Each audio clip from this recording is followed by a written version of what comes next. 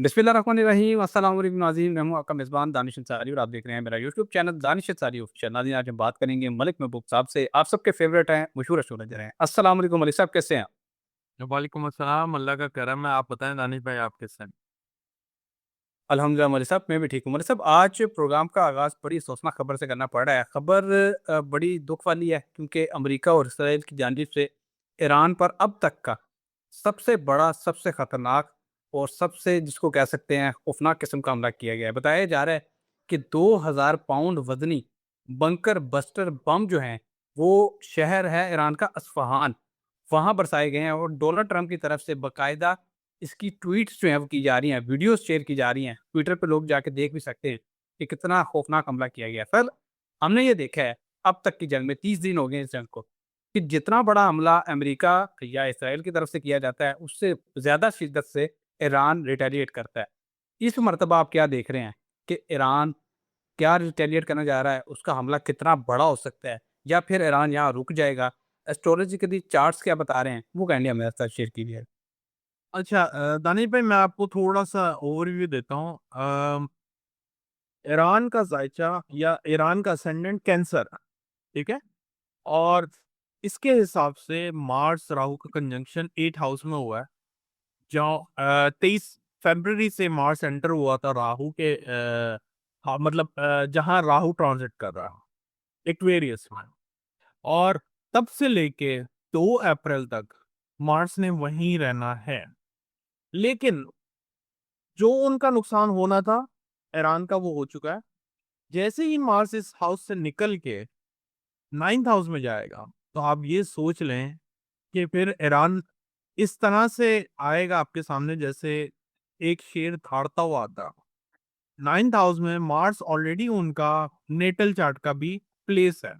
तो मार्स के ऊपर मार्स उसको बहुत ज़्यादा एक्टिवेट कर देगा, तो मुझे ऐसा लगता है कि इस वजह से जितने इन्होंने बड़े से बड़े हमले करने थे, बोलने को ये कुछ भी बोल सकते हैं, लेकिन हम बात कर रहे हैं ज़ायचे के हिसाब से जितने इन्होंने बड़े हमले करने हैं, वो मैक्सिमम 2 तारीख तक कर सकते हैं। इसके बाद ईरान की बारी है और जब ईरान रिटेलिएट करेगा जैसे आपने बोला है, तो वो इतना खतरनाक होना है कि दुनिया ने नहीं सोचा होगा। जैसे कि ईरान ने अभी स्ट्रेट ऑफ हॉर्मुज़ को लॉक किया हुआ है, ब्लॉक किया हुआ है। तो आने वाले दिनों में मैं बार-बार कह रहा हूँ, ये कोई सरप्राइज़ देने वाले हैं जिससे दुनिया हिलेगी। दुनिया वाक़ई सरप्राइज़ में आएगी कि ये हमने नहीं सोचा था जो हमारे साथ हो रहा है इस वक़्त दुनिया में। Okay sir. अच्छा सर, हमारे जो दोस्त हैं, नाज़रीन हैं, जो हमें देख रहे हैं गल्फ़ कंट्री से, सर वो बहुत ज़्यादा अपसेट हैं। उनके दुःख में हमारा दुःख भी शामिल है, हम उनके साथ खड़े हुए हैं इस मुश्किल वक़्त में। वो हमारे मुसलमान भाई हैं और जितने भी लोग वहाँ पर ज़रा इंसानियत के नाते चाहे जिस मज़हब से भी उनका ताल्लुक है, वो तकलीफ़ में हैं तो हमारे लिए भी ये तकलीफ़ का बाइस है। लेकिन सर मुझे ये बताएँ, गल्फ़ कंट्री से लोग कमेंट्स में मेरे से पूछ रहे हैं कि मलिक साहब से सवाल करें कि आइंदा आने वाले दिन गल्फ़ कंट्रीज़ के लिए क्या खबर लेकर आ रहे हैं? क्योंकि वहाँ पर आए दिन अमवात भी हो रही हैं, इंटरसेप्ट जब किया जाता है मिसाइल को, मिसाइल का मलबा गिरता है तो उसके तले दब के लोग वहाँ पे अमवात हो रही हैं और लोगों की सैलरीज़ कट कर दी गई हैं, पेट्रोल आज महँगा कर दिया गया है, डीज़ल महँगा कर दिया गया है, इकोनॉमी वहाँ की कोलैप्स कर रही है, लोग वहाँ से जा रहे हैं, बिज़नेस छोड़ के जा रहे हैं। गल्फ़ कंट्रीज़ का फ्यूचर आप आइंदा आने वाले चंद माह में क्या देख रहे हैं? देखिए गल्फ़ का फ्यूचर कोई इतना अच्छा नहीं है, मैं आपको सीधी-सी बात कहूँ। और अगस्त सितंबर से पहले वो इस ये जो एक बोलते हैं भँवर में आ गए हैं, इससे नहीं निकल पाएँगे। ये गल्फ़ कंट्रीज़ का अभी इम्तिहान है और ये अगस्त सितंबर तक कंटिन्यू रहेगा। ये साल जब ये जंग शुरू हुई थी, मेरे ख़्याल से 1 डेढ़ हफ़्ते बाद ही मैंने आपको बता दिया था कि गल्फ़ कंट्रीज़ का नॉर्मली सीज़न होता है दिसंबर से लेके मार्च अप्रैल तक और फिर नवंबर से वापस स्टार्ट होता है। तो नवंबर तक जो है इनका ये सीज़न मिस हो गया है।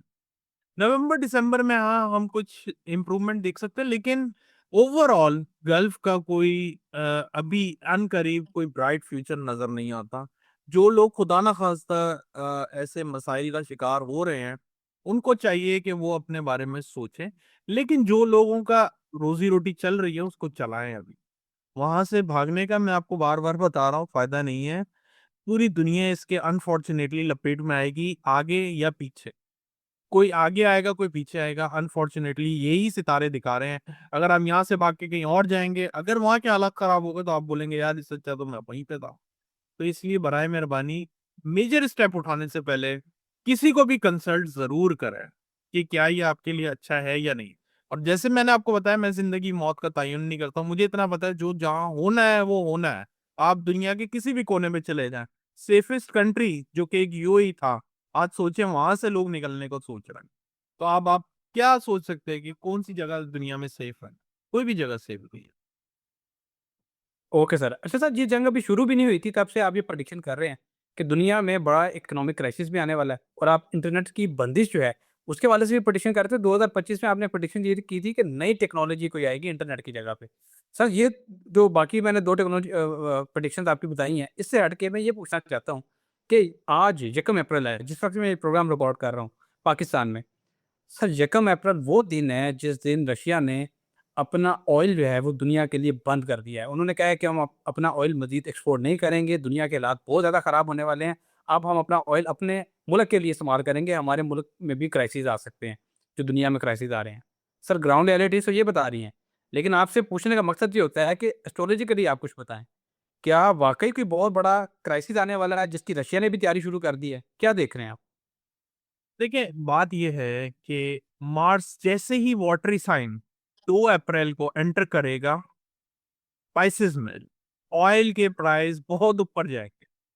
और मैंने आपको पहले भी बताया था, जब पिछले साल इतनी लेन-देन हो रही थी आर्म्स एंड एम्यूनेशन की कि इन्होंने इतने हथियार का बजट पास कर लिया, इतना हो गया।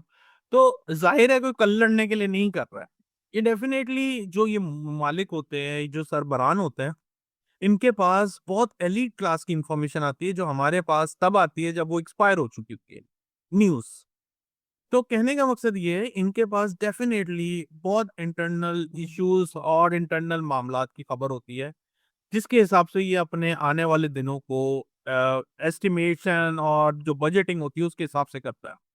तो ये जो ऑयल का अभी बुरहान आएगा, जो मुझे लगता है आने वाले दिनों में मज़ीद बढ़ता जाएगा। बेशक ये जंग अल्लाह करे आज के आज खत्म हो जाए या ये जंग 2 महीने बाद खत्म। बज़ाहिर नज़र आता है अप्रैल के एंड तक ये जंग कहीं न कहीं कंक्लूड होनी चाहिए, होगी भी सही इंशाल्लाह।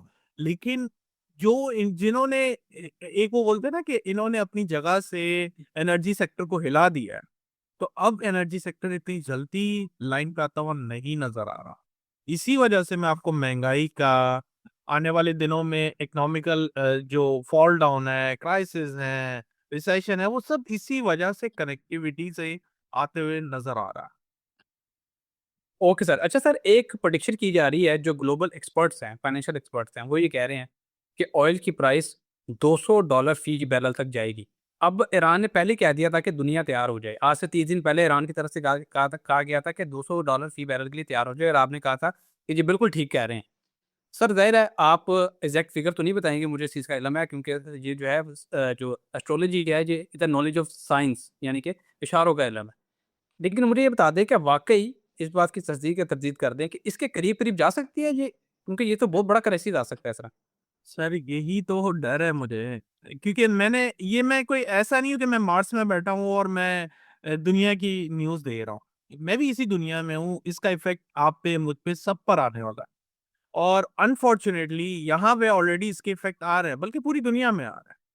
और अल्लाह ना करे अगर ये 200 पे पहुँच गई, तो आप सोच सकते हैं कि यहाँ पे हम गैलन के हिसाब से गैस आई मीन पेट्रोल डलवाते हैं। तो यहाँ पे अगर 10 गैलन, 11 गैलन के हिसाब से अगर पर गैलन पे हो गई, तो आप सोच सकते हैं यहाँ तबाही पूरी दुनिया में कितनी आएगी। तो अनफॉर्च्युनेटली इसके इशारे नज़र आते हैं। अल्लाह करे, मैं बार-बार यही बोल रहा हूँ, मेरे पास इस साल के शुरू से अब तक कोई अच्छी खबर नहीं है कि मैं आपके साथ शेयर करूँ और बोलूँ हाँ, अल्लाह करे ये पूरी हो। तो सारी ऐसी खबरें हैं जो back to back bad news के सेक्टर में जा रही हैं। ओके सर, बहुत शुक्रिया सर, आपने अपने कीमती वक़्त में से कुछ वक़्त निकाला और इतनी ज़बरदस्त प्रेडिक्शंस हमारे साथ शेयर की। इंशाअल्लाह नेक्स्ट प्रोग्राम में ऐसे ही दिलचस्प टॉपिक के साथ दोबारा पेश होंगे। अगली वीडियो तक के लिए मुझे और मलिक महबूब साहब को इजाज़त दीजिए। अल्लाह